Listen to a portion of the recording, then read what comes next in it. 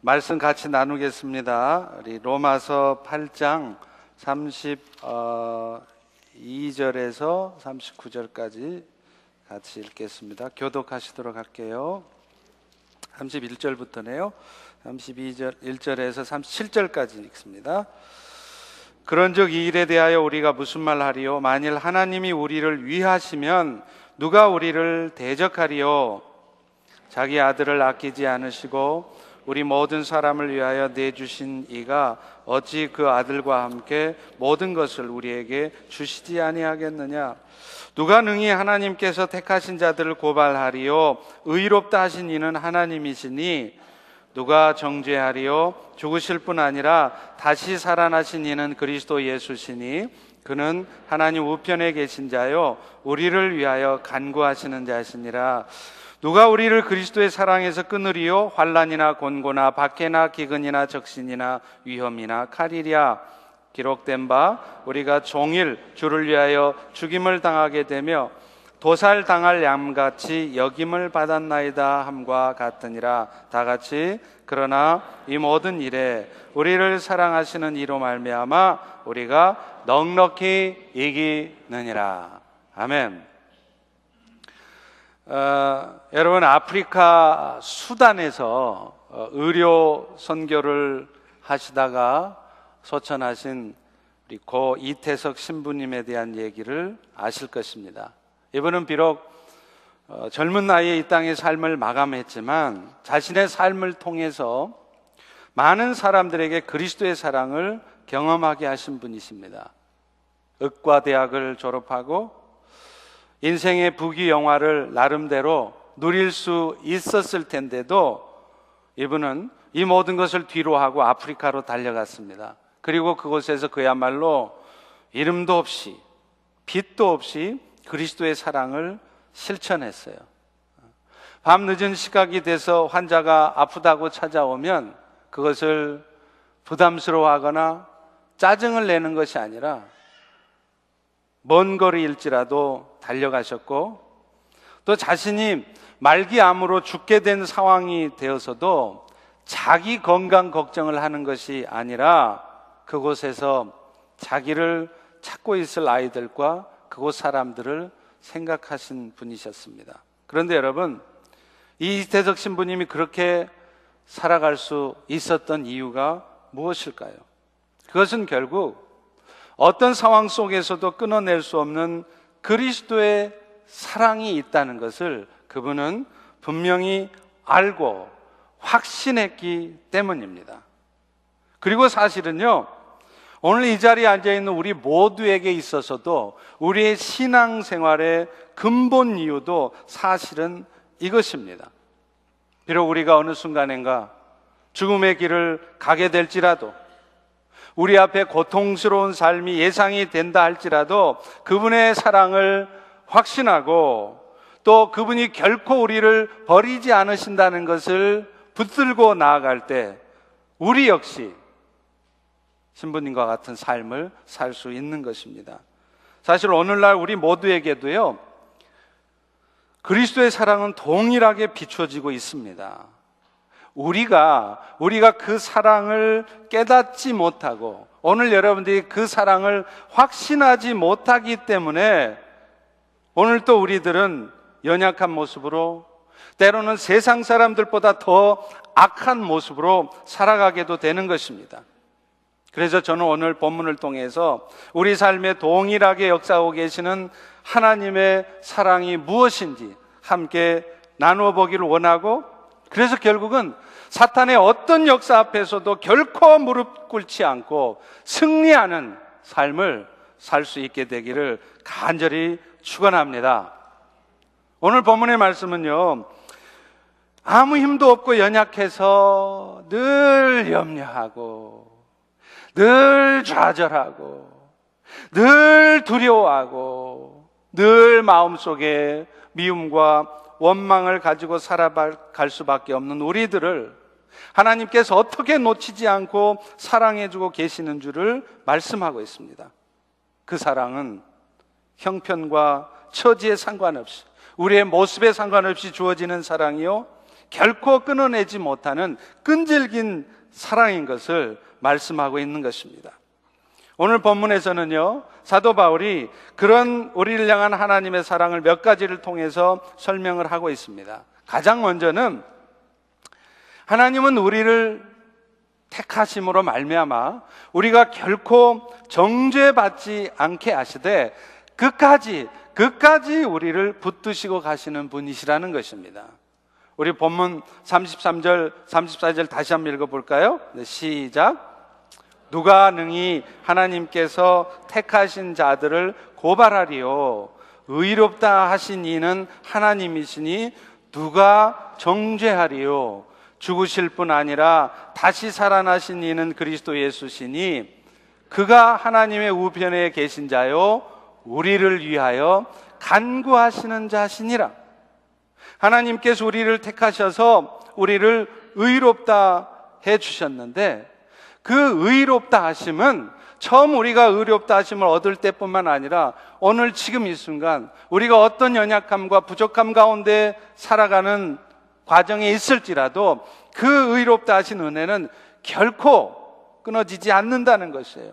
왜냐하면 오늘도 예수 그리스도께서 우리를 위하여서 중보하고 계시기 때문인 것입니다. 사실 하나님께서 우리를 택하실 때는요, 우리의 모습을 보고 택하신 게 아닙니다. 우리는 여전히 하나님을 떠나 살았고요, 하나님 앞에 죄악된 삶을 살았던 사람이에요. 그럼에도 하나님은 우리를 택하셔서 당신의 자녀를 삼아주셨고, 여러분 우리 모두가 다 의롭다고 인정을 해주신 것입니다. 그래서 로마서 5장 7절과 8절에도 이렇게 말씀합니다.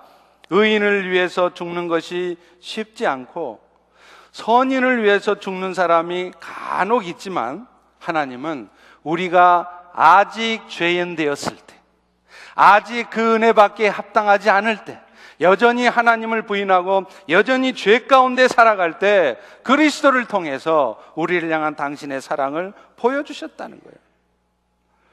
하나님은 우리를 향한 사랑을 시작할 때부터 우리의 연약함을 다 알고 시작하신 분이십니다. 그렇기 때문에 오늘 여러분의 모습이 어떤 연약함 가운데 있을지라도, 그런 여러분들이 마음에 들지 않는다고, 내가 그런 엄청난 은혜까지 줬는데 네가 그따위로 살 수 있어? 하면서 여러분을 버리시거나 여러분을 향한 사랑을 거두어 가시는 분이 아니시라는 거예요. 사실요, 우리 사람만 해도 그렇습니다. 연애할 때는요, 죽고 못 살아요. 근데 막상 결혼하고 나면 그 마음은 언제 갔는지 모르게 사라집니다. 몇 년은 고사하고 몇 달도 안 가더라고요. 여러분, 남자들이 연애할 때 가장 많이 쓰는 말이 뭐예요? 오빠가 책임질게. 그죠? 근데 요즘은 또 그 반대로 누나가 책임질게. 그런 경우도 좀 종종 있더라고요. 근데 어찌됐든 여러분, 남자들이 결혼만 하면 지가 다 책임질 것처럼 얘기해요. 근데 막상 결혼하면 가장 못 믿을 사람이 남편입니다. 신앙생활 안 하던 형제가 신앙생활하고 있는 자매한테 결혼하자고 꼬실 때 뭐라 그럽니까? 내가 결혼만 하면 교회에 나가줄게. 그런데 제가 그 약속 지키는 남편 별로 본 적이 없어요. 결혼하고 나면 언제 그랬느냐는 듯이 이 핑계 저 핑계 대다가 결국은 그 약속 안 지킵니다. 결혼하면서 우리는 상대에게 이렇게 말해요. 당신이 어떤 허물을 보일지라도 끝까지 참고 인내하며 사랑하겠다고, 검은 머리 팥불이 되도록 사랑하겠다고 약속해요. 여러분, 팥불이가 어떻게 생겼어요? 허옇잖아요. 그게 무슨 말이에요? 검은 머리가 하얗게 셀 때까지 네가 어떤 연약한 모습, 네가 어떻게 나를 힘들게 하고 네가 어떻게 내 마음 아프게 해도 내가 끝까지 인내하면서 사랑하겠다고 그러고 약속하고 결혼하셨잖아요.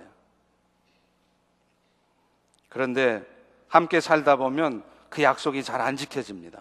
왜냐하면 우리 인간들은요, 상대방의 장점보다는 허물이 먼저 눈에 들어오는 존재들이기 때문에 그렇습니다.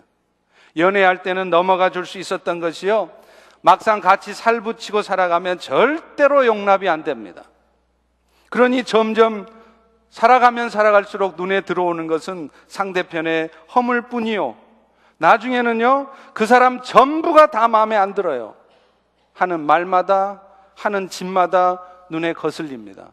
여러분, 이것이 어쩔 수 없는 인간들의 모습입니다.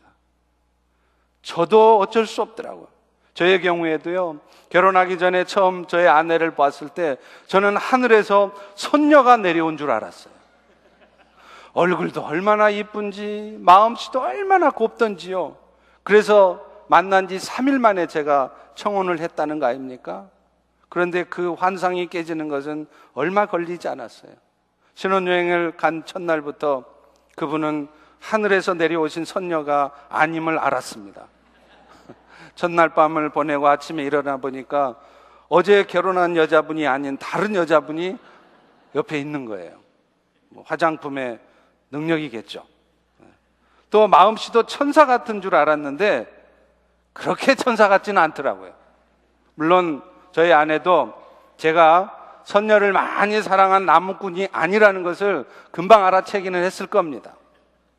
지금 생각해 보면요, 무엇 때문에 다퉜는지 모르겠어요. 기억도 안 나요. 근데 하여튼 신혼 첫날부터 다투기 시작해가지고 뭐가 그렇게 기분이 상했는지 몇 시간 동안을 서로 말도 안 하고, 그때 찍은 사진이 있어요. 근데 표정을 보면 아, 그때 이랬구나 기억이 납니다.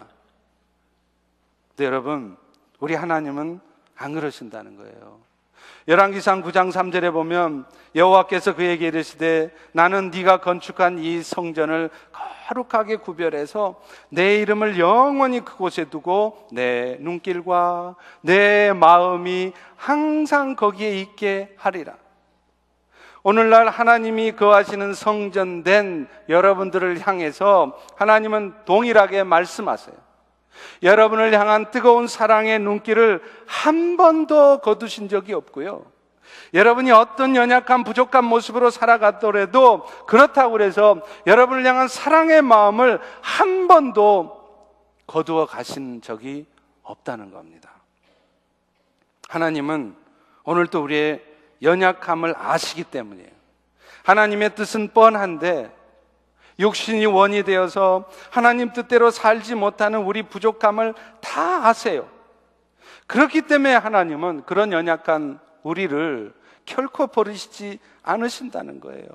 어떤 연약함이 있어도 길이 참고 인내하시면서, 그래서 결국은 영원한 하나님의 나라에 들어갈 수 있도록 이끄신다는 거예요.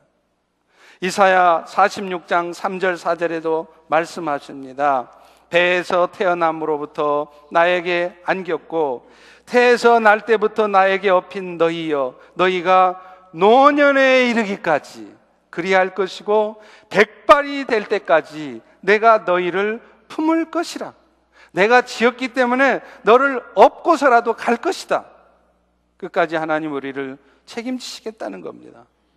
그러니 여러분, 그런 하나님이 있는데 그런 우리를 누가 정죄하겠느냐 이 말이에요.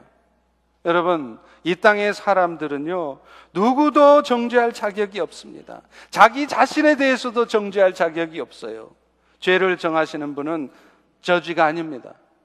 여러분이 아닙니다. 이 세상의 주인이신 하나님이세요. 그런데 그 죄를 정하신 하나님이 뭐라 그러시느냐? 우리더러 죄 없다 하셨다는 거예요. 그런데 누가 우리를 정죄할 수 있느냐 이 말이에요. 여러분, 그리스도 안에 있으면 새로운 피조물이라는 말씀 알죠? 근데 이 말씀은요, 우리가 처음 예수 믿을 때만 해당되는 게 아니에요. 예수 믿고 나서 여전히 연약함과 부족한 모습으로 살아가고 있는 지금 이 순간에도 여전히 동일하게 우리에게 적용되는 말씀입니다. 그렇기 때문에 오늘 또 여러분 스스로의 연약한 모습 때문에 마음이 묶여 있으면 안 된다는 거예요. 내 연약함이 발견되어진다면 우리는 나의 그 연약함에 대해서 하나님 앞에 회개해야 됩니다. 당연합니다. 그러나 지난날에 나의 연약했던 모습 때문에 오늘 또 죄책감에 사로잡혀서 어둠에 사로잡혀서 산다면 그건 아닌 거예요. 그런데 안타깝게도 사탄은요, 오늘 또 우리를 그 어둠에 가둬놓아요. 지난날에 연약했던 삶에 대한 죄책감에 머물러 있게 하는 거예요. 그래서 나 같은 것이 어떻게 감히, 내가 이렇게 악한 자인데, 내가 이런 죄악된 모습을 가지고, 내가 아직도 술도 못 끊고 담배도 못 끊고 이런 죄악 가운데 있는 내가 어떻게 감히 주님 앞에 나가느냐고. 그래서 우리로 하여금, 오늘 여러분들로 하여금 주님 앞으로 나아가는 것을, 교회 앞으로 나아가는 것을, 세상 앞에 나아가는 것을 방해하고 있는 것이에요. 하나님은 우리가 우리의 죄를 고백하면요, 그 죄를 기억도 못 하신다고 말씀하셨어요. 예레미야 31장 34절에 분명히 선언하십니다. 내가 그들의 악행을 사하고 다시는 그 죄를 기억하지 아니하리라. 여호와의 말씀이니라. 다른 사람의 말이 아니라 죄를 정하는 하나님이 우리한테 뭐라 그러느냐? 내가 너의 죄를 기억하지 않겠다는 거예요. 그런데 오늘 우리는 굳이 내 죄를 기억하고 있습니다. 그래서 내 지난날의 그 죄악되었던 삶, 그 연약했던 삶에 사로잡혀서 살아간다는 거예요. 그래서 사도 바울도요, 빌립보서 3장 13절과 14절에 이렇게 고백합니다. 형제들아, 아직 나도 잡은 줄로 여기지 않는다. 내가 사도 같지만, 내가 목사 같지만 나 역시도 그렇게 온전한 모습이 아니다. 그렇지만 오직 한 일, 즉 뒤에 있는 것은 잊어버리고 오늘도 앞에 있는 부름의 상을 위하여 달려간다. 이렇게 말해요. 여러분, 사도 바울이 어떤 사람입니까? 여러분하고는 잽이가 안 돼요.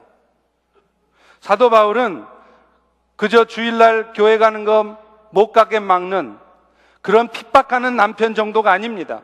예수 믿는 사람들을 잡아다가 감옥에다가 집어넣고 그 사람들을 잡아다 죽였던 사람이에요. 사도 바울은 살인자였습니다. 그런 악한 죄를 지었던 그가 이제 뒤에 있는 것은 잊어버리고 나를 향하여 부르신 그 부름의 상을 향해 달려간다라고 말하고 있는 것입니다. 사랑하는 성도 여러분, 저와 우리 모두는 그리스도 안에서 새로운 피조물이에요. 날마다 새로워질 수 있는 자들입니다. 변덕정이라는 소리를 들어도 좋습니다. 남자의 자존심, 그런 쓸데없는 소리 하면서 고집스럽게 어둠에 사로잡혀서 한 발짝도 앞으로 나가지 못하는 것보다는 변덕장이 같을지라도 날마다 새롭게 하시는 주님 앞에 새로운 마음과 새로운 몸으로 나아가는 것이 100번 낫습니다. 술도 못 끊고 담배도 못 끊고 이런 죄악된 모습으로 어떻게 주님 앞에 나아가느냐고, 그 어둠에 사로잡혀 있는 것이 아니라 그런 여러분들을 오늘 또 새롭게 하시는 그 주님의 은혜 앞에 담대하게 나아가시는 것이에요. 이 순간까지 잘못된 삶을 살았던 것 때문에 주님 앞에 면목이 없습니까? 그래도 오늘 새롭게 하시는 그리스도의 은혜로 말미암아 새로운 삶을 여러분은 시작할 수 있습니다. 어제까지 관계가 안 좋으셨습니까? 오늘 웃는 낯으로 새롭게 시작해 보십시오.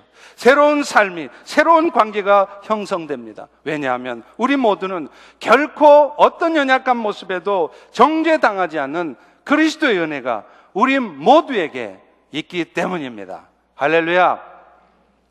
두 번째로요, 그분의 우리를 향한 사랑은 때가 되어지면 우리에게 필요한 것들을 공급하시는 사랑이라는 거예요. 예수 그리스도의 구원의 은혜는 영혼의 구원만이 아닙니다. 우리 영혼을 구원시켜 주셔서 하나님의 자녀가 되게 하는 것이 아니라 이 땅의 삶을 살아가는 동안 우리의 필요를, 우리의 아픔을, 우리의 고통을 해결해 주시는 육적인 구원도 포함하는 구원을 주신 분이 있어요. 그래서 오늘 본문 32절도 우리에게 분명히 말씀하고 있지 않습니까? 우리 32절을 다시 한번 같이 읽어보겠습니다. 시작. 자기 아들을 아끼지 아니하고 우리 모든 사람을 위하여 내어주신 이가 어찌 그 아들과 함께 모든 것을 우리에게 주시지 않겠느냐? 하나님은 우리를 위해서요, 이미 당신의 가장 소중한 아들 예수 그리스도를 희생하셨습니다. 생각해 보세요. 10,000불짜리 수표를 여러분을 위해서 이미 끊어주신 분이에요. 그런데 10,000불 수표도 여러분한테 기꺼이 주시는 분인데 돈 100불, 돈 1,000불이 아까우시겠습니까? 하나님은 우리를 위해서 모든 것을 주실 수 있다고 말씀하고 계세요. 그것이 건강일 수도 있습니다. 그것이 여러분의 신분일 수도 있어요. 영주권일 수도 있어요. 그것이 여러분의 직장일 수도 있어요. 하나님은 필요하시다면 우리를 위해서 그것을 공급하시는 분이라는 것을 믿으시기 바랍니다. 여러분, 이스라엘 백성들이요, 홍해 앞에 갇혔을 때 하나님이 어떻게 하셨습니까? 이스라엘 백성들은 생각지도 못한 방법으로 그들을 구원하셨어요. 이스라엘 백성들이 그 상황에서 자기들 앞에 있는 홍해가 갈라지리라고 상상이나 했겠습니까? 하나님은 오늘 또 여러분에게 필요하다면 여러분이 머릿속에 생각지도 못했던 방법을 통해서 여러분에게 필요한 것을 주시는 하나님이세요. 이스라엘 백성들이 광야에서 목이 마르다고 투정했을 때 하나님이 어떻게 하세요? 그들을 비록 야단도 치셨지만 결국에는 반석에서 샘물이 나게 하셔서 먹이셨어요. 마시게 하셨어요. 여러분, 물이 어디에서 나와요? 바위 틈에서 나오는 거 아닙니까? 어떻게 반석에서, 변편한 바위 한가운데서 뿅 하고 터지냐 이 말이에요. 이건 뭘 의미하겠어요? 하나님이 여러분의 필요를 공급하시려고 치면 생각할 수 없는 방법으로, 도저히 불가능하다라고 생각되는 방법을 통해서라도 하신다는 것입니다. 그런데 우리가 기억해야 될 게 있어요. 왜 우리가 그런 하나님의 공급하시는 은혜를 확신하지 못하느냐? 내가 원하는 때에, 내가 원하는 방법, 내가 원하는 프로세스를 통해서 주시지 않을 때가 많기 때문에 그렇습니다. 하나님은요, 우리의 필요를 채우실 때도 꼭 우리가 원하는 때에 잘 안 주세요. 여러분이 생각할 수 있는 방법으로 공급하지 않습니다. 하나님 역시도 오늘 여러분들에게 필요한 것을 주시고 싶어 하세요. 그런데 그것들은 대부분 여러분이 원하는 때가 아니에요. 하나님은 왜 그렇게 하실까요? 그 시간들을 통해, 그 하나님의 때를 기다리는 시간들을 통해서 여러분 안에 숨겨져 있는 불순물들을 제거하시는 거예요. 우리로 하여금 인내를 배우게 하고요, 어떤 상황 속에서도 결국은 하나님이 하실 것이라는 믿음을 가지고 끝까지 하나님을 기대하고 하나님을 기다릴 줄 아는 그런 신뢰를 배우게 하시는 거예요. 그래서 결국에는 이 모든 것이 사람이 하는 것이 아니라 결국에는 하나님이 하신다는 것을 경험하게 해서 믿음의 사람들로 세워지게 하시는 것입니다. 여러분, 아브라함을 보세요. 하나님은 아브라함에게 분명히 약속합니다. 아브라함아, 내가 너에게 큰 민족을 이룰 것이고 그래서 그것을 위해서 그 후손들의 씨가 될 아들을 낳게 할 것이다. 그런데요, 우리 하나님은 그 약속이 이루어지기까지 아브라함을 무려 25년을 기다리게 하셨습니다. 그 때를 기다리지 못하던 아브라함이 어떻게 합니까? 아내 사라의 몸종인 하갈을 통해 아들을 낳지 않습니까? 그런데 하나님은 그 하갈을 통해 낳은 아들, 그건 내가 약속한 자녀가 아니라고 말씀하세요. 결국은 25년쯤 됐을 때, 아브라함이 다 포기하고 있을 때, 더 이상 자기 힘으로는 아무것도 할 수 없을 때, 이렇게 저렇게 해도 안 되고 있는 그런 상황이 됐을 때, 그제서야 하나님은 아브라함에게 이삭을 주십니다. 여러분, 이삭이라는 이름의 뜻이 뭐예요? 웃음이라는 뜻이에요. 처음 아브라함이 99세 되었을 때 하나님이 아브라함에게 약속하죠. 내가 너에게 명년이맘 1년 후에 아들을 줄 기다. 그러니까 그때 아브라함이 예, 아멘 그랬어요? 웃었어요. 피식 웃었어요. 이걸 비웃음이라 그럽니다. 웃음이 아니다, 비웃음. 여러분, 그런데 하나님은 그 비웃음이요, 진짜 기쁨의 웃음이 되게 하셨어요. 하나님이 아브라함을 25년 동안 기다리게 하신 것은 뭐냐면 하나님의 때를 기다리게 하는 시간이었고, 하나님은 그 기다림의 시간을 통해서 이 모든 것을 이루는 것은 결국은 하나님이 하시는 것이라는 것을 철저히 확인하게 하는 거예요. 그래서 그 아브라함으로 하여금 앞으로 인생을 살아가면서 하나님의 일들을 감당해 가면서 어떤 어려운 상황, 어떤 힘든 상황, 어떤 안 될 것 같은 상황 앞에서도 끝까지 하나님을 신뢰하며 나아갈 수 있도록, 그런 믿음의 사람이 되도록 아브라함을 세우신 것입니다. 여러분, 그런 훈련을 받고 난 아브라함이 나중에 어떻게 됩니까? 아들 이삭을 바치라는데 두 말 없이 순종해요. 창세기 22장 2절 3절에 보세요. 하나님이 너의 아들, 너의 사랑하는 독자 이삭을 데리고 모리아 땅으로 가서 번제로 드려라. 하나님이요, 지금 아브라함에게 있어서 이삭이 얼마나 사랑스러운 아들인 거 다 알아요. 그러니까 너의 사랑하는 아들, 그 아들 이삭이 하나밖에 없는 독자라는 거 다 알아요. 그러니까 너의 독자. 여러분이 만약 그런 하나님의 명령을 받으면 어떻게 하시겠습니까? 하나님, 그건 안 됩니다. 딴 건 다 가져가셔가도 이건 안 됩니다. 하나님, 지금 내가 그럴 때가 아닙니다.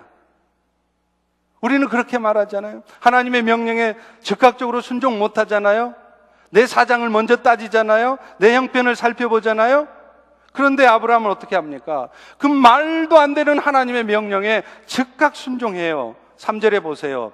아브라함이 아침 일찍 일어나 나귀 외에 안장을 지우고, 주저하지 않았어요. 하나님, 기도 좀 해보고요, 일주일간만 시간 주십시오. 아니에요. 바로 그 다음날 안장을 지어서 아들 이삭을 데리고 번제로 바치려고 떠납니다. 여러분, 이런 즉각적인 순종이 가능했던 이유가 뭘까요? 하나님 앞에 25년의 기다리는 시간을 통해서 절대적인 하나님의 절대적인 신뢰를 배웠기 때문에 그래요.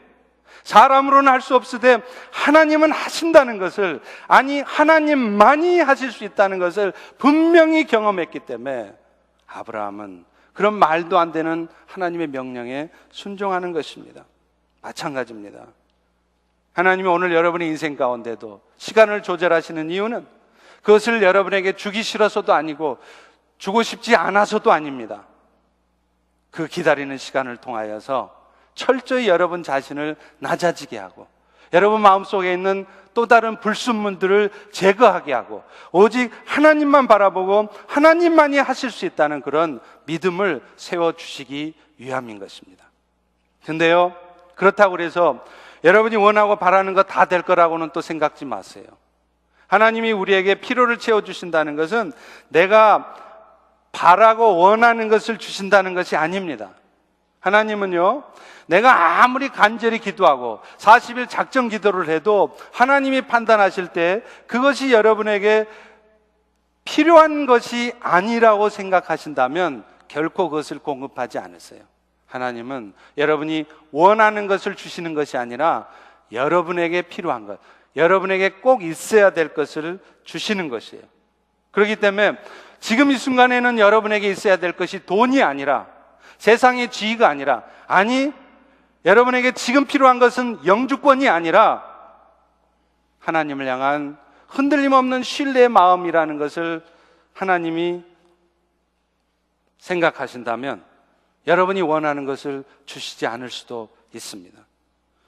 여러분, 칼이라고 하는 것은요, 우리 생활에 없어서는 안 될 거예요. 그거 다 있어야죠. 칼이 있어야 의사들이 암덩어리도 도려내고 생명도 살릴 거 아닙니까? 그런데 그 칼이 의사의 손이 아니라 어린아이의 손에 들려져 있다고 생각해 보세요. 돈도 마찬가지입니다. 세상에서 돈은 쓸모 있는 것입니다. 심지어는 하나님이 기뻐하시는 일을 하기 위해서도 돈이 필요해요. 그래서 우리 역시도 그렇게 기도하지 않습니까? 하나님, 나 좀 돈 좀 많이 벌게 해주세요. 비즈니스 좀 잘 되게 해주세요. 좋은 직장, 샐러리 좋은 곳에 가게 해주세요. 그래야 내가 하나님이 기뻐하시는 일도 할 거 아닙니까? 그렇게 구하지 않습니까? 그런데 그런 우리에게 하나님은 이렇게 말씀하실 때가 있어요. 사랑하는 아들아, 내가 원하는 것은 돈이 아니라 바로 너 자신이란다. 오늘 우리는 말은 거창해요. 하나님의 영광을 위해서, 하나님이 기뻐하시는 일을 위해서 돈을 벌게 해주십시오. 그러면 내가 그것들을 가지고, 그런데 하나님은요, 그런 말을 하는 여러분의 속마음을 이미 다 꿰뚫어 보고 있습니다. 주님 한 분만으로 만족하는 것이 아니라, 주님이 우리 인생의 전부인 것이 아니라, 결국에는 그 주님을 심한 말로 하자면 이용해서라도, 하나님을 이용해서라도 내가 어떻게 이 땅에서 여유로운 삶, 풍요한 삶을 살아볼까 하는 그런 마음을 가지고 있다는 것을 하나님은 분명히 꿰뚫어 보시는 것입니다. 그게 확인될 때는 하나님은 여러분이 원하시는 것을 주시지 않습니다. 그리고 대신에 여러분에게 필요한 믿음을 주세요. 우리가 주님 한 분으로 만족할 수 있고 주님 한 분을 의지하고 살아갈 때 우리의 삶의 모든 것들이 해결되어진다는 것을 경험하게 하시는 것입니다. 믿음이란 끝까지 하나님을 신뢰하는 것입니다. 내 자신의 현재의 모습이나 진행되는 상황을 보는 것이 아니라 나를 통해 오늘 또 역사에 가시는 하나님을 바라보는 거예요. 그래서 히브리서 11장 1절도 그러잖아요. 믿음이 뭐라고요? 바라는 것들의 실상이요 보지 못하는 것들의 증거라. 지금 여러분 앞에 뭔가 일이 잘 안 되고 있다고 그래서 낙심하지 마세요. 지금 여러분이 실패했다고 해서 모든 일이 끝난 거 아닙니다. 하나님의 일은 아직 끝나지 않았습니다. 여러분 눈에 보기에는 실패 같고 여러분 눈에는 잘 안 되고 있는 것 같지만 지금 이 상황 속에서도 하나님은 일하고 계세요. 그리고 그 하나님의 일하고 계심을 믿는다면 오늘 또 우리는 그 하나님을 기대할 수 있는 것입니다. 저 연약한 지체가 아니라 저 부족해 보이는 내 자식이 아니라 그 자식 안에 저 부족한 지체 안에 역사하는 하나님을 기대하는 거예요. 그래서 그 하나님의 역사하심으로 지금 내 눈앞에는 펼쳐 보이지 않지만 언젠가 하나님의 때 우리 눈앞에 펼쳐 보여질 날을 기대할 수 있는 것입니다. 그렇기 때문에 우리는 우리 주변의 가족들에 대해서도 기대할 수 있고 여러분 자신에 대해서도 기대할 수 있는 것입니다. 오늘도 여러분 스스로의 삶에 대해서 기대하십니까? 저는 제 삶에 대한 기대가 있어요. 제가 똑똑하기 때문이 아닙니다.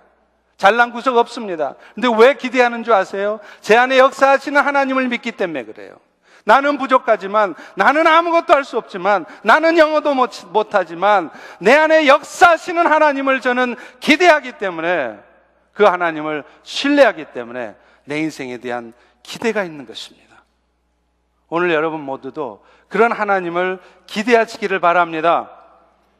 사람으로는 할 수 없으되 능으로도 안 되고 힘으로도 안 되되 여호와의 신으로 하시느니라. 하나님이 하실 줄을 다시 한번 믿으시기 바랍니다. 마지막으로요, 하나님은 오늘 우리의 삶에 어떤 대적의 역사가 있을지라도, 사탄의 역사가 있을지라도 결코 우리가 그 해를 당하지 않도록 우리를 보호하신다는 거예요. 우리 삶에도, 우리 그리스도인의 삶에도 세상의 위기가 옵니다. 오늘 본문 35절은 그것을 7가지로 표현하고 있잖아요. 여러분에게도 지금 환난이 와 있습니까? 여러분 마음이 많이 공고하십니까? 여러분 누군가에게 막 박해받고 있어요? 잊지 않는 남편 때문에 핍박받고 있습니까? 여러분 먹을 것이 없어서 기근 상태에 있습니까? 입을 옷도 없습니까? 적신입니까? 누군가 여러분의 생명을 위협하고 있습니까? 칼로 여러분을 죽인다고 누가 달려들고 있습니까? 그런데 오늘 본문 36절에 말하듯이 여러분이 비록 종일 주를 위하여 죽음을 당하게 되고 도살당할 양같이 여김받는 그런 상황이 있을지라도, 누가 봐도 앞뒤가 전혀 안 보이는 깜깜한 상황에 들어가 있을지라도 여러분이 먼저 기억하셔야 될 게 있어요. 이 모든 일들 가운데서도 하나님은 여러분들을 넉넉히 이기게 하신다는 거예요. 그냥 애써서 그냥 겨우겨우 그런 이기는 정도가 아니라 넉넉히 이긴다는 거예요.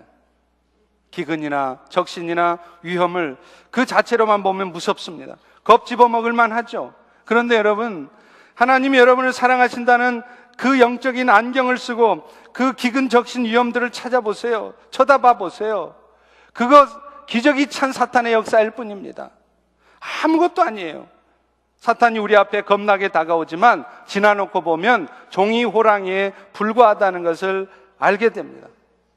여러분 잘 아시는 철로 역정에서 믿음이라는 자가 천성을 가는데 어느 성 앞에 이만한 아주 그냥 소만한 그런 짐승이 있어요. 곧 잡아먹을 것처럼. 그래서 다른 사람들은 그 짐승을 쳐다보고 다 피해가요. 어이구 다 도망가요. 그런데 믿음이는 하나님을 붙드는 믿음으로 갑니다. 그랬더니 가봤더니 그 짐승이 쇠사슬로 말뚝에 묶여 있는 거예요. 오늘 우리는 그렇게 살고 있지 않습니까? 아무것도 아닌 일 앞에서 미리 겁먹고 자빠지는 거예요. 미리 겁먹고 내빼는 거예요. 미리 좌절하는 거예요. 미리 포기하는 거예요. 안 된다는 거예요. 아닙니다. 그리고요, 설사 그렇게 되어도 그것이 결론이 아닙니다. 지금 창조주 하나님이 우리 안에 들어오셔서 임마누엘로 살아주고 계시는데, 내가 잘나서 내가 똑바로 살아서가 아니라 나를 사랑하셔서 오늘 또 창조주 하나님이 들어와 계시는데 일이 그렇게 결론이 나겠습니까? 그래서 오늘 본문 37절도 이렇게 선언하고 있어요. 그러나 이 모든 일에 우리를 사랑하시는 이로 말미암아 우리가 넉넉히 이기느니라. 할렐루야, 할렐루야. 여러분은 넉넉히 이기는 분이신 것을 믿으시기 바랍니다. 그런데 무엇 때문이냐? 우리를 사랑하시는 이로 말미암아. 지금의 일들이 우리를 어지럽게 만들어도 우리를 사랑하시는 하나님께서 우리에게 있는 한 우리는 넉넉히 이길 수 있다는 거예요. 나폴레옹이 유럽 정복정제를 승리로 이끌고 돌아올 때, 파리의 개선문을 통과할 때 그 당당한 모습으로 우리도 이길 수 있다는 거예요. More than conqueror. 정복자 이상으로 이길 수 있다는 거예요. 그런데도 하나님이 오늘도 우리 인생 가운데 실망할 수밖에 없고 어두운 마음을 가질 수밖에 없고 두렵고 염려할 수밖에 없는 상황들을 주신 이유가 뭡니까? 그건 역시도요, 결국에는 여러분이 넉넉히 이기는 자라는 사실을 경험하게 하시기 위함인 겁니다. 질병을 아무리 고치려고 애를 써도 잘 안 됩니다. 좋은 의사를 찾아다니고 좋은 약 먹어도 안 되는 경우가 있어요. 그런데 여러분, 그렇게 될 때 우리는 비로소 주님의 은혜를 구해요. 여러분, 가만 보면요, 여러분 자녀들이 감기가 들었어요. 여러분의 사랑하는 아들이 딸이 감기가 들었는데 그 아이를 병원에 데려가기 전에 아이를 위해서 간절히 기도하십니까? 그 아이의 감기가 낫게 해달라고 기도하세요? 제가 20여 년 목회를 하면서 보니까 아이가 감기 걸렸는데 병원 가기 전에 그 아이 낫게 해달라고 간절히 기도하는 부모를 거의 본 적이 없어요. 이유가 뭘까요? 감기는 병원 가도 나으니까. 쉽게 해결되니까 하나님을 찾지 않는 거예요. 그런데 병원에 갔는데도 아이 감기가 안 떨어져요. 기침이 안 떨어져요. 그러면 그제서야 기도 부탁도 하고 기도를 하게 됩니다. 그리고 아무리 해도 해열제를 먹여도 열이 안 떨어지고 무슨 약을 먹여도 기침이 끊어지지 않던 아이가 그 부모가 간절히 눈물로 기도할 때 열이 떨어지는 것을 봅니다. 그럴 때 우리는 비로소 하나님의 존재를 확인해요. 아, 하나님 살아계시구나. 하나님 오늘도 내 삶을 지키시고 계시구나. 기도를 들으시는 하나님, 우리 힘으로 해결할 수 없을 것조차도 해결해 주시는 하나님의 능력을, 그 하나님의 사랑을 그제서야 경험하는 것이에요.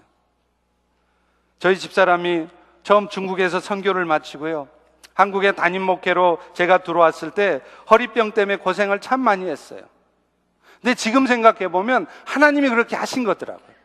처음 제가 목회로 들어올 때 목회의 가정 속에서 어떤 힘든 일, 어떤 어려운 일이 있을지라도 흔들림 없이 주님만을 바라보러 갈 수 있도록 처음부터, 시작부터 경험을 하게 하신 거예요. 처음에는 저 역시도 별로 대수롭지 않게 생각했습니다. 그런데 어느 날부터는 아예 허리를 펼 수도 없을 정도로 힘이 들어해요. 이쯤 되니까 저도 슬슬 걱정이 됐습니다. 그래서 큰 병원을 찾아가 다녔어요. 한국에 여러 큰 병원 몇 군데를 가져봤는데 안 돼요. 척추에 주사를 주입해서 검사도 해보고 항생제도 써보고 별 수단을 써봐도 안 되는 거예요. 나중에는 이러다 꼼짝 못하고 병원에만, 침대에만 누워 있어야 되는 거 아닌가 겁이 덜컥 나더라고요. 그때부터 기도가 간절히 기도하게 되었습니다. 사람들은 다 똑같은가 봅니다. 병원을 다녀봐도요, 잘 해결이 안 되는 상황이 돼야 그제서야 간절히 기도해요. 그런데 그렇게 기도하던 어느 날 저희 집사람이 새벽 기도를 하는데 갑자기 한순간에 마치 전기가 찌릿하고 통하듯이 한순간에 허리가 나았다는 거예요. 큰 병원을 찾아다니면서 그렇게 해결해 보려고 해도 안 됐던 그 병이 간절한 마음으로 기도할 때 한순간 낫게 주셨다는 것입니다. 오늘 여러분의 삶에도 마찬가지예요. 왜 오늘 여러분의 인생의 문제가 잘 해결이 안 될까요? 전능하신 하나님의 능력을 여러분에게 경험하게 하시려는 거예요. 사탄의 권세를 이미 무찌르고 승리하신 그 하나님의 능력을 여러분도 경험해 보라는 거예요. 그런데 그 하나님의 능력을 경험해 보기 위해서는 우리가 인생에서 실패해야 되는 겁니다. 좌절해야 되는 것입니다. 좌절하지 않으면, 실패하지 않으면, 일이 잘 되지 않지 않으면 결코 하나님 앞에 나가지 않기 때문이에요. 그래서 하나님은 오늘도 그런 경험을 통해 예수 그리스도 이름으로 선포할 때 악한 영들이 떠나가며, 예수 그리스도 이름으로 선포할 때 우리 육신의 질병, 또 우리 인생의 문제가 해결되어질 수 있다는 것을 여러분에게 경험케 하실 것입니다. 그 그리스도의 은혜가 오늘 우리 모두에게 있기에 오늘 우리는 넉넉히 이기는 자로 살아가는 거예요. 그런데 또 하나 기억해야 될 게 있습니다. 그 이김이라고 하는 것이 이렇게 항상 하나님의 역사가 나타나는 이김이 아닐 수도 있다는 거예요. 하박국서 2장 14절 20절에 보면 하박국 선지자가요, 땅의 정의가 곤두박질 쳐 있고 율법과 공의가 사라진 지 오래된 그런 이스라엘의 모습을 보고 한탄을 합니다. 그럴 때 하나님이 그 하박국 선지자에 이렇게 말해요. 하박국아, 낙심하지 말아라. 네 눈에는 이스라엘이 망하는 것 같지. 네 눈에는 이스라엘이 한심하기 짝이 없지. 그러나 내가 할 것이다. 종말의 때가 속히 올 것이고 그때가 되면 저 악한 무리들도 결국에는 이스라엘의 하나님을 인정하고 말 것이다. 그리고 그때가 되면 그 여호와 하나님 앞에 온 천하는 잠잠하게 될 것이다. 이렇게 말한다는 거예요. 그런데 여러분, 사실은요, 그 주님이 다시 오셔서 이 모든 악한 세상을 심판하시고 영원한 하나님의 나라를 세우기 전에 오늘 지금 이 순간에도 우리는 그 감각으로 살아갈 수 있어요. 이기는 자의 삶을 살 수 있다는 것입니다. 하박국서 2장 20절에 다시 보세요. 오직 여호와는 그 성전에 계시니 그 온 땅은 그 앞에서 잠잠할지니라. 온 세계 땅은, 여러분 앞에 역사하는 사탄의 역사는, 모든 사탄의 세력들은, 모든 세상의 악한 자들은 여러분 앞에 잠잠해야 돼요. 왜요? 여러분 안에 세상의 주인이신 여호와 하나님이 거하시고 계시기 때문에 그렇습니다. 이런 감각으로 세상을 살아갈 수만 있다면 그런 사람들은 거칠 것이 없어요.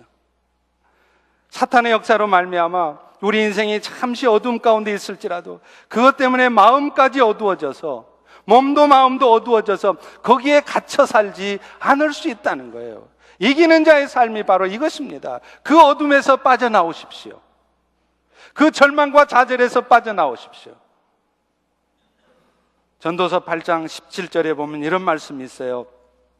내가 하나님의 모든 행사를 살펴보니 해 아래에서 행해지는 일을 사람이 능히 알아낼 수 없도다. 비록 지혜자가 아노라 할지라도 능히 알아내지 못하리로다. 지혜롭다 하는 사람들이, 세상의 이치를 어느 정도 아는 사람들이 내가 이것도 안다 저것도 안다 해도 하나님이 하시는 일은 도무지 할 수 없다는 거예요. 실제로 우리가 세상 살아가면서 겪는 일들 중에는 말도 안 되는 일이 참 많지 않습니까? 내 생각에는 저런 억울한 일이 있나 싶고요. 만약 하나님이 살아계신다면 저런 악한 인간은 왜 잡아가지 않으시는지 그런 의문이 들 때가 있잖아요. 전도서 8장 14절에도 그렇게 말합니다. 세상에서 행해지는 헛된 일이 있는데 악인들의 행위에 따라 벌을 받는 의인이 있고 의인들의 행위에 따라 상을 받는 악인들이 있다는 거예요. 이게 말이 안 되는 얘기잖아요. 악인들 때문에 의인들이 상인을 받는 것이 아니라 오히려 의인들이 벌을 받는데요. 이런 일이 생긴답니다. 또 반대로요, 의인들의 행위 때문에 의인이 당연히 상을 받아야 될 상황인데 오히려 악인들이 상을 받는데요. 근데 여러분, 이 모든 일들이 다 하나님이 하시는 일들 중에 하나라는 거예요. 하나님께서 모르는 가운데 벌어지는 일이 아니라 지금 이런 말도 안 되는 상황이 있는 것을 하나님이 아신다는 것입니다. 여러분, 북한 땅만 생각하면 저는 너무 답답해요. 김일성도 속상해 죽겠는데 그 아들 김정일까지, 이제 김정일이 갑자기 심장마비로 죽었다고 그러니까 이제 끝났나, 그 땅에 이제 자유가 오나 싶었더니 이제 또 김정은이가 나타나서 김정은이 나타나니까 저 친구는 오래 못 갈 거야. 한 1, 2년 안에 무너지 갔지? 지금 4년째, 5년째 든든하게 아버지의 유업을 이어가고 있습니다. 할렐루야. 여러분, 우리가 기도를 안 했어요? 그 땅이 무너지게 해달라고, 그 악한 괴뢰 정권이 무너지게 해달라고 기도 안 했습니까? 그런데 왜 하나님은 저 북한 정권이 빨리 무너져서 짐승보다도 못한 삶을 사는 우리 지하교회 성도들을 살려주시지 않느냐 이 말이에요. 우리 북한 땅에 2300만 명의 백성들을 왜 살려주지 않느냐는 거예요. 우리의 기도가 부족해서 아닙니다. 아이시스가 왜 온통 서방 세계를 테러의 공포에 몰아넣고 있는데 왜 하나님은 가만히 계시냐는 거예요. 참, 이 세상은 재밌어요. 악한 사람들이요, 더 출세하더라고요. 악한 사람들이 더 오래 사세요. 한국에도 모 대통령이 지금 오래 사시고 있잖아요. 참 재밌어요. 착한 사람들이 오래 못 살아요. 그래서 저도 빨리 죽을 것 같아 좀 걱정이에요. 할 일이 있으면 그래도 오래 살게 하시겠죠. 네, 여러분, 우리가 알아야 될 게 있습니다. 이런 말도 안 되는 일들이 하나님께서 하시는 일들 중에 하나라는 거예요. 하나님은 그 북한 정권을 통해서 우리 남한의 교회들을 새롭게 하십니다. 남한은 신본주의의 최고, 하나님 중심의 최고 아닙니까? 북한 땅은요, 인본주의의 최고예요. 김일성 주체사상, 사람이 꼭대기에 있는 그 주체사상, 참 묘한 대비 아니에요? 신본주의의 최고하고 인본주의의 최고, 극과 극이 딱 붙어 있습니다. 근데 하나님이 그 담을 허물어 주시질 않으세요. 이유가 있다는 거예요. 그걸 통해서 우리 남한의 교회들을 다 온전하게, 그래서 이 마지막 때 통일이 되어져도 이 마지막 때 세계 선교를 힘있게 해갈 수 있도록 하나님이 우리 한민족을 훈련하시는 것입니다. 누구를 통해서요? 북한 그 나쁜 놈들을 통해서요. 그렇다면 우리는 어떻게 살아야 하겠습니까? 전도서 기자도 이 말씀을 다 한 후에 결론적으로 이 말씀을 합니다. 전도서 12장 13절입니다. 우리 다 같이 한번 읽어보겠습니다. 시작. 일의 결국을 다 들었으니 하나님을 경외하고 그의 명령들을 다 지킬지어다. 결국 이 모든 일도 하나님이 하신 일이라면 우리가 먼저 해야 될 것은 뭘까요? 이런 상황 속에서도 하나님을 경외하는 거예요. 하나님을 신뢰하는 거예요. 제가 자주 말하지 않습니까? 이런 상황 속에서 어째 이런 일이, 이것이 뭔 일이다냐, 이런 말이 아니라 뭐 있겠지, 뭐 있겠나, 하나님이 이렇게까지 하실 때는 틀림없이 하나님의 뜻이 계실 거야, 이 말부터 뱉어내야 된다는 거예요. 그렇게 생각이 돌아가면 그 다음 우리가 먼저 할 일은 나와 있습니다. 뭐라고요? 하나님의 명령을 지킬지어다. 하나님이 말씀하신 대로 지금 답답하셔도, 일이 앞뒤가 꽉 막힌 것처럼 답답하셔도 그 염려를 내려놓으시라는 거예요. 두려워하지 마시라는 거예요. 도무지 안 될 것 같은 상황이어도 일단 주님께서 하실 것이라는 것을 믿고 주님께 맡겨보시라는 거예요. 주님께 맡긴다는 것은 뭐냐? 오늘 내 삶의 결과를 여러분이 미리 염려하지 않는 것입니다. 베드로전서 5장 7절에 말씀해요. 너희 염려를 다 주께 맡겨라. 이는 그분이 너희를 돌보시기 때문이라. 창조주 하나님께서 임마누엘로 오늘 또 여러분의 인생을 돌보시는데 내가 염려할 일이 아니에요. 신분 문제 때문에 걱정되십니까? 하나님이 때가 되면 해결하실 것입니다. 해결이 안 되면 어떻게 해요? 영주권 못 나오면 어떻게 해요? 한국 가면 되는 거예요. 왜 안 가시려고 그래요? 하나님이 가게 하실 때는 그곳에 뭔가 할 일이 있어서 보내신 것이다 알고 가면 되는 거예요. 우리는 우리의 결과를 내가 생각하는 대로만 만들어내려고 하니까 자꾸 염려 근심합니다. 그런다고 내 뜻대로 염려를 한들 한자라도 키를 키울 수 없는데 내 뜻대로 되지도 않는데 말이죠. 여러분, 정말 쉽지 않지만 주님이 말씀하신 대로 사랑해 보시기 바랍니다. 요한복음 13장 34절에 내가 말씀하시잖아요. 내가 너희를 사랑한 것 같이 너희도 서로 사랑해라. 여러분, 이게 진정 이기는 거예요. 원수를 용서한다는 게 쉽습니까? 쉽지 않습니다. 그러나 주님 우리에게 명령하고 있어요. 그것도 내가 한 일들이다. 그 일을 통해서 내가 너에게 할 일이 있어서 그렇게 한 것이다. 그렇다면 용서하십시오. 나는 그 인간은 내 눈에 흙이 들어올 망정 절대 용서 못합니다. 그런 말이 어디 있습니까? 우리 그리스도인들에게는 그런 말 할 수 없어요. 하나님, 저는 다른 사람 몰라도 그 인간만큼은 절대 사랑할 수 없습니다. 절대나 축복할 마음 없습니다. 아닙니다. 그래도 하십시오. 그것이 여호와를 경외하는 자의 마땅한 모습이라는 거예요. 그럴 때 하나님의 놀라운 역사, 친히 하나님이 원수를 갚으시고 친히 그 원수를 바꿔놓으시는 역사를 그럴 때 우리가 경험하는 것입니다. 저는 우리 성도들이요, 이런 감각으로 살았으면 좋겠어요.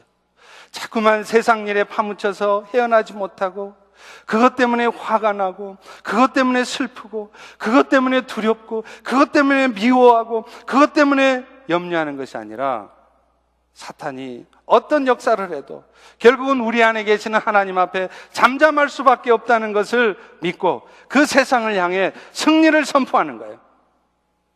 여호와 앞에 세상은 잠잠할지어다. 세상에 파묻혀 살아가는 것도 모자라서 그 세상에 눌려서 사는 것이 아니라 그 세상을 이기는 삶을 살았으면 좋겠습니다. 여러분, 이것이 복음으로 사는 것이고 이것이 바로 이기는 삶이에요. 독수리가 새들의 제왕이라고 하는 이유가 있습니다. 폭풍우가 몰아치면은요, 조그만 새들이 있잖아요. 참새, 종달새, 지지배배, 이런 새들은 다 바위 틈으로 숨어요. 근데 독수리는 다르죠? 마치 그 폭풍을 맞받아치기라도 하려듯이 오히려 그 폭풍우가 몰아칠 때 날개를 쫙 펴요. 그리고 그 폭풍을 타고 더 높게 납니다. 비상하는 거예요. 이래서 독수리가 새의 제왕이에요. 오늘 여러분의 인생도 마찬가지입니다. 여러분의 마음을 지금 어둡게 만듭니까?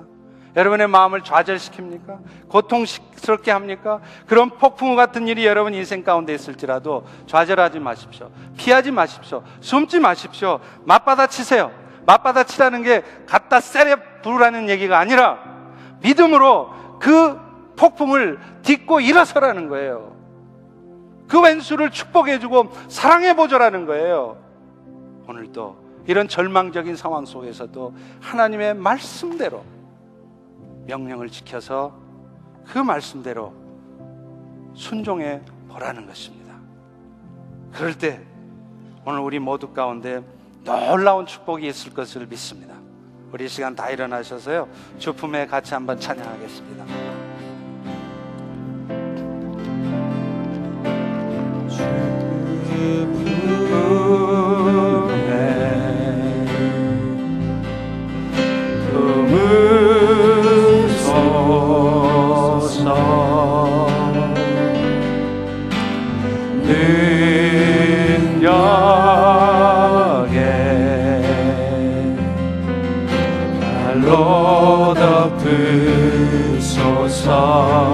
거친 파도 날 향해 와도, 거친 파도 날 향해 와도 주와 함께 날아오르리. 폭풍 가운데 나의 영혼 잠잠하게 주를 보리라. 여러분은 지금도 주님 안에 거하고 계십니다. 주님 안에 나 거하니. 그러므로 여러분 안에 있는 주의 능력을 믿으십시오.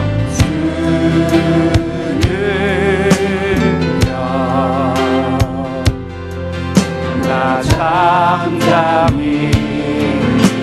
그럴 때 여러분은 거친 파도를 이겨냅니다. 거친 파도 날 향해 와도 주님과 함께 날아오르십시오. 주와 함께 날아오르리. 폭풍 가운데 나의 영혼 잠잠하게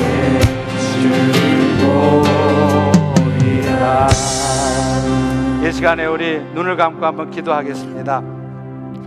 여러분 안에 앞에 어떤 지금 파도가 밀려오고 계세요? 어떤 폭풍이 지금 몰아치려고 준비 중에 있습니까? 두렵습니까? 염려가 많이 됩니까? 미워 죽겠습니까? 이것이 바로 기회입니다. 믿음으로 비상할 수 있는, 주님과 함께 날아오를 때 주님이 어떻게 하시는지를 우리에게 경험하게 해주는 기회입니다. 우리는 늘 주님이 하십니다, 하나님이 하십니다라고 수도 없이 고백해요. 근데 막상 우리의 삶에는 진짜로 주님이 하시는 것을 경험하지 못합니다. 주님, 이 시간 정말 주님이 하신다는 말씀의 의미가 무엇인지 보기 원합니다. 우리가 어둠에 빠져 있지 않겠습니다. 혼자 있지 않겠습니다. 이제 빛 가운데로 나오겠습니다. 절망 가운데 있지 않겠습니다. 믿음으로 일어서겠습니다. 우리 다 같이 통성으로 기도하겠습니다. 할렐루야.